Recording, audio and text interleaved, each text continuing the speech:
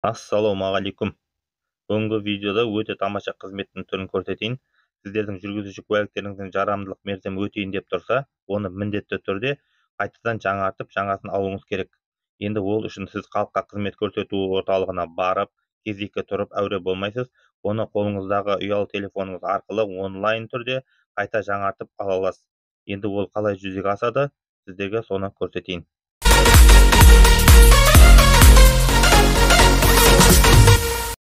Каспий приложениесіне кіреміз, және осы жерде мемлекеттік қызметтер деген сервиске өтеміз. Және осы жерде қарасаңыздар, жүргізуші куәлігін ауыстыру деген функциясы бар. Осыған өтеміз. Және осы жерге өзіміздің тиісті құпия кодымызды жазамыз.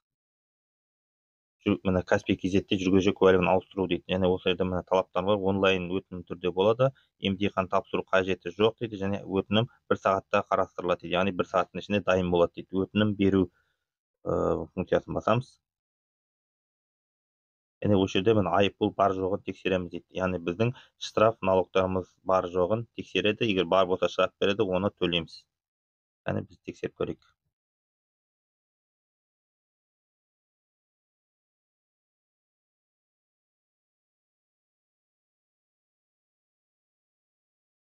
Міне біздікі ары қарай өтті.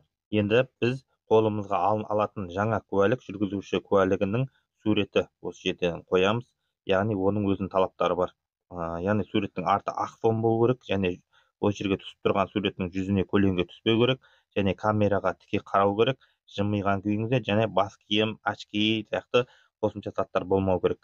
Ал ары қарай кеттік фотоға тіркеу. Осы жерде көрсеңіз, мына бірінші тұрған басатын болсаңыз, ол жерде сізге өзіңіз осы жерде сразу суретке түсіресіз да. Ал екіншісі өзіңіздің галереядан алуға болады. Яғни өзіңіздің дайындап қойған суретіңізді аласыз. Мысалға мен бір суретті алайын. Яғни осы жерде кесу батырмасын басамыз. Ары қарай біздікі өтті. Енді осы жерде бізге жүргізуші куәлігіне қойылатын қолтаңбаңыз қойылу осы жерге қоямыз. Яғни осы телефонның үстіне өзіміздің қолтаңбамызды қоямыз. Қойдық, ары қарай батырмасын басамыз. Мына сізге өзіңізге жаңадан ауыстыратын құжаттың үлгісін көрсетеді. Яғни фотоңыз, қолыңыз, және аты жөніңіз барын тексересіз. Дұрыс болатын болса, мына ЖСН бар.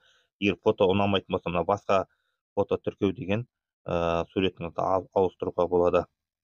Егер барлығы дұрыс болса, ары қарай батырмасын басамыз. Енді осы жерде біз жүргізуші куәлігін қайдан аламыз. Яғни Шымкент қаласынан астындағысы қай халыққа қызмет көрсету орталығы өзіңізге жақын халыққа қызмет көрсету орталығын басамыз. Бізге енді мамандандырылған халыққа қызмет көрсету орталығының 3 бөлімін көрсетті. Бізге өзімізге жақын, тиісті, өзімізге бір сонды таңдаймыз. Мысалға достықты таңдайық. Және таңдау батырмасын басамыз. Және ары қарай батырмасын басамыз. Осы жерде біз өзіміздің суретке түсіреміз, иә. Бастау батырмасын басамыз. Ары қарай құжатқа қол қойыңыз дейді. Құжатқа қол қою батырмасын басамыз.